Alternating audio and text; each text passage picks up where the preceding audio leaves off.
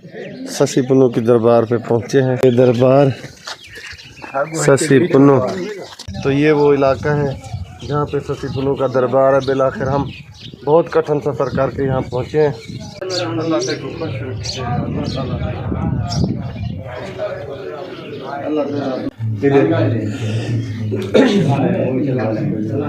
दरबार शशि पुन्नू, ये सुबह बलूचिस्तान में है।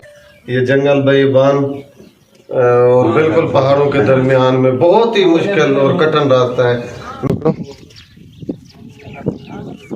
ये जी उस बकरवाल, उस चरवाहे, उस बकरियां चराने वाले की दरबार है, जिसने सबसे पहले इन हस्तियों को इस जंगल में देखा था। जब ये आपस में मिले